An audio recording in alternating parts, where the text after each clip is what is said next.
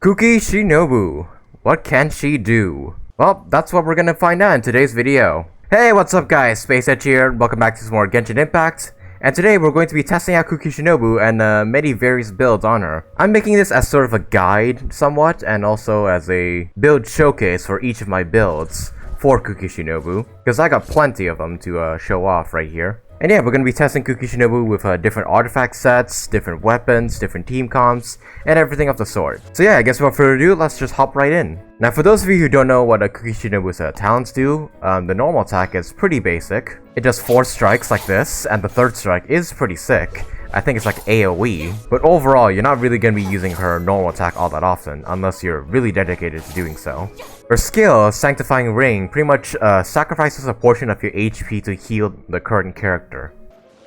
This ring can heal herself as well as other teammates, and it will just, follow you wherever your character goes. Her healing scales off of her HP, and the damage it deals scales off her attack. Then you got her ult here, which pretty much allows you to stab the ground and send a million of these electro thingies into the sky, damaging opponents. The amount of damage her ult deals scales off of her HP. And then her first passive is when her health is less than 50%, her healing bonus is increased by 15%, pretty straightforward. And her second passive pretty much allows her skill here to increase its healing by 75% of her elemental mastery, and the damage it deals also increases based off of elemental mastery. And then her final skill here is pretty much the same as Shenhe and Yelan's, except for Inazuma. More rewards when sent on an Inazuma expedition for more than 20 hours. Alright, so now that you know all of Shinobu's talents, let's go ahead and test the various builds on her. I should also mention that this is a C0 Kuki Shinobu, because I was unable to get any Constellations for her, due to me not wanting to waste my guarantee on Itto. So yeah, this will be a pure C0 showcase for Shinobu. C1's definitely good because her ult just has a bigger range. C2 is definitely good as well because it increases the duration of her healing ring, allowing you to heal for 3 seconds longer, as well as do a bit more damage. C3 and 5 upgrade the talents, so they're definitely good. C4, this one looks interesting. When the normal charge or plunging attacks of characters affected by Shinobu's healing ring hit opponents, a Thundergrass mark will land on the opponent's position and deal AoE electric damage based on 9.7 of Shinobu's max HP. This can occur once every 5 seconds. So yeah, while the ring is active, hit an enemy, and then they'll be struck by lightning, pretty much. So that seems like pretty good off-field damage that Shinobu can do. Then her C6 pretty much just prevents her from dying, and while her HP is underneath 25%, she gains 158 elemental mastery, which increases the damage of her healing ring. I don't have these constellations, so I can't really measure how good they are, but I bet whales out there can determine whether or not these constellations are worth it.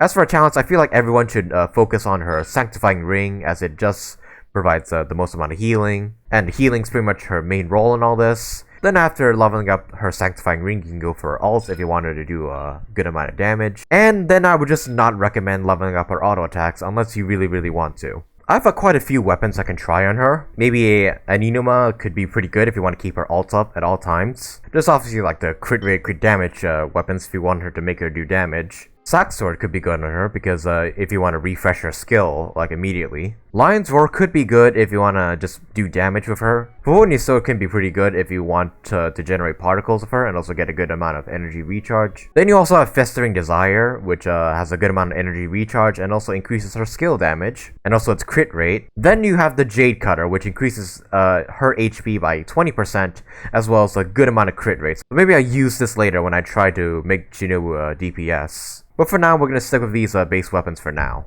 Alright, so what are the main stats you want to pursue for Kuki Shinobu's artifacts? Well, obviously the sands you want to go for HP. It just increases both her damage and her healing, so it just makes sense to run HP percent. Running attack percent will only increase the damage of her ring, and the ring doesn't really do much damage to begin with, so I wouldn't recommend going for attack percent. You can try to pursue energy recharge if you really want to, but overall I'd recommend HP as the main substat for your sands. And for the goblet, you can run HP if you want to do more healing, or you can run electro damage bonus if you want Shinobu to do more damage. Then as for the circlet, there are many options. You can go HP for both damage and healing. You could go crit damage for pure damage, or crit rate for that matter, or you can slap on healing bonus if you want her to heal a lot more than she already does. That's also valid. Just test out Shinobu's healing for each one of these main stats and see if her healing is satisfactory or not for you.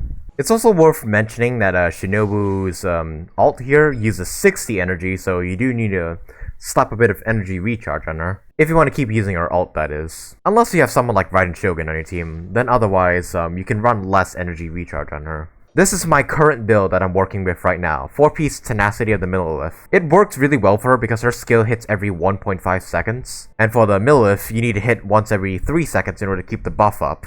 So it works really well for her if you want to use her as a buffer. Not to mention the HP 2-piece set is also pretty good on her. So before we get into all the damage showcase stuff, let's test her healing. Even bedrock can be turned to dust. Alright, sorry for that, Zhongli. Alright, let's revive him and then see how much Shinobu can heal when less than 50% HP, because that's pretty much where you want to keep her. Alright, a good 3,000, roughly. And this heals every 1.5 seconds, so it's healing a lot right now. So yeah, my Zhongli pretty much got up to 23k HP during the duration of Shinobu's skill. So yeah, she's definitely not bad in the healing front of things. Alright, let's compare her healing from the Tenacity set to see if HP Sands is better or if a healing bonus circlet is better. This is her healing with the HP Sands. 3,000, as you saw earlier.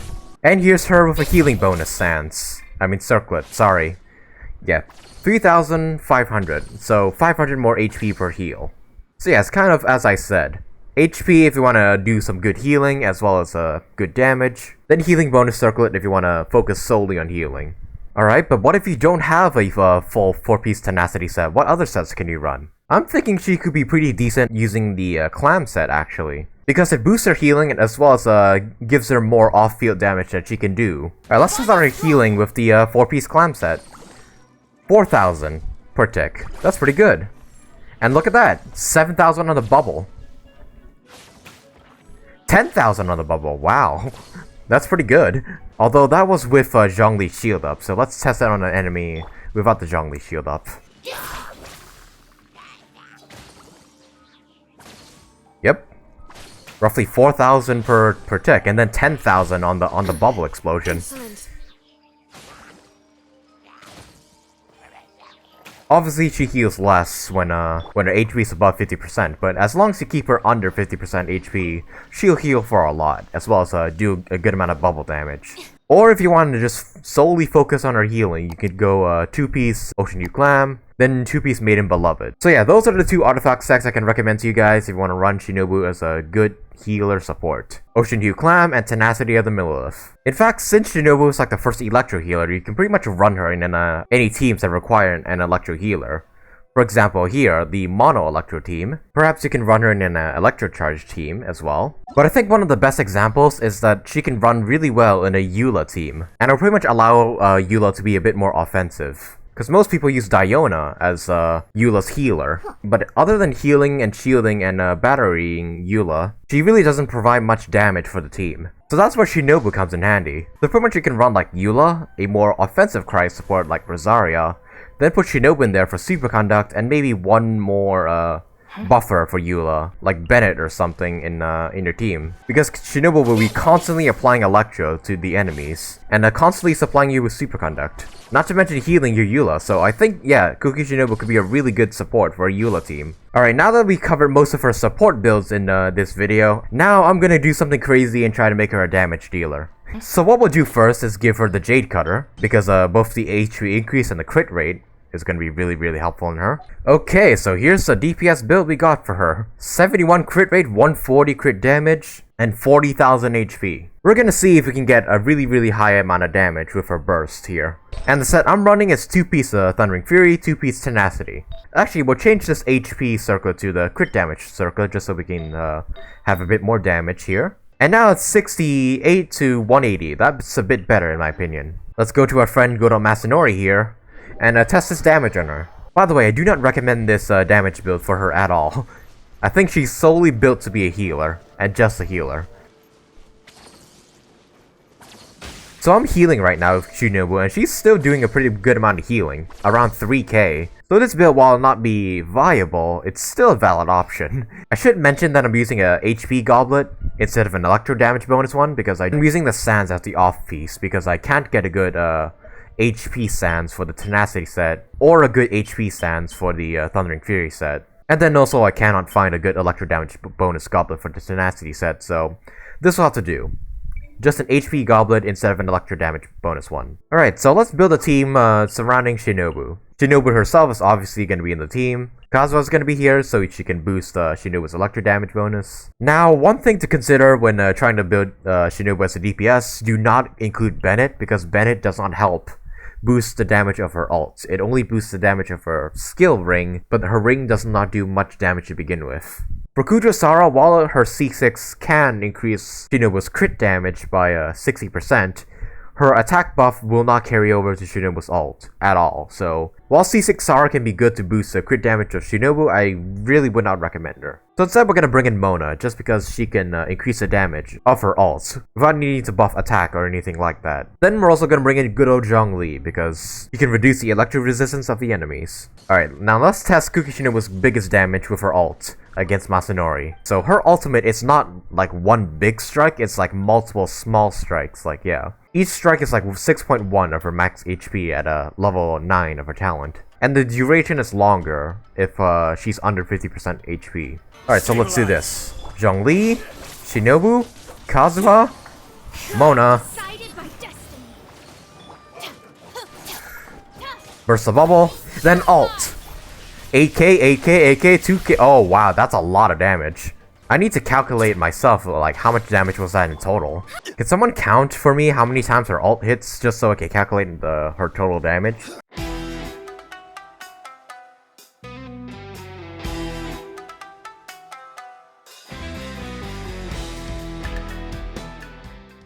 Alright, so let's not beat up Masanori all the time. Let's try it on an actual world boss. And our world boss test subject is gonna be that Pyro just fine over there.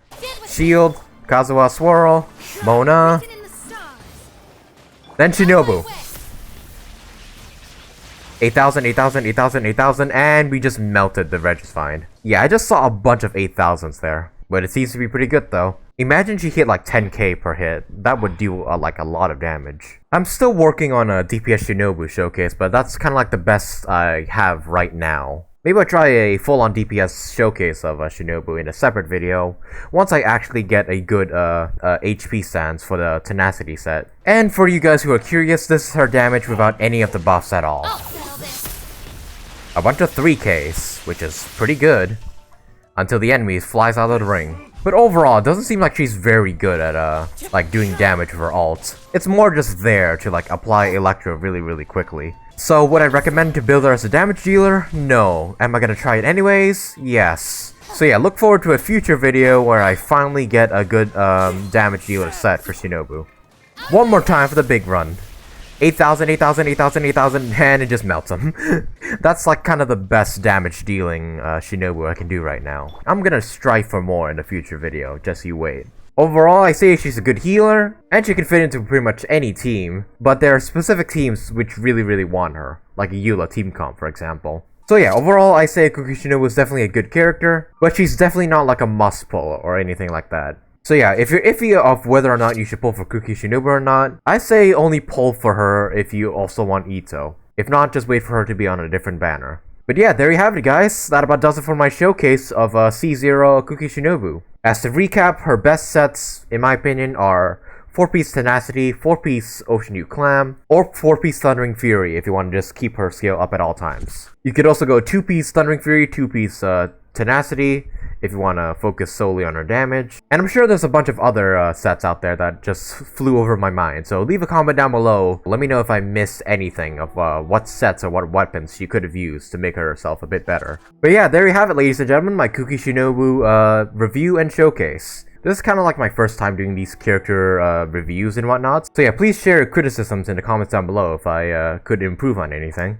Leave a like on the video if you did enjoy this review and showcase of Kuki Shinobu. Leave a comment down below. Let me know how good you find Kuki Shinobu. And subscribe today if you want to see some more videos from me. I'm thinking for the next video I'll be doing a Kuki Shinobu's Hangout event, and then maybe doing this Muddy Bazaar Adventure event once all the days come out for it. So yeah, if you want to catch any of those videos from me, be sure to subscribe today so you don't miss them. And of all that said guys, thank you guys so much for watching, and hope to see you guys in the next video.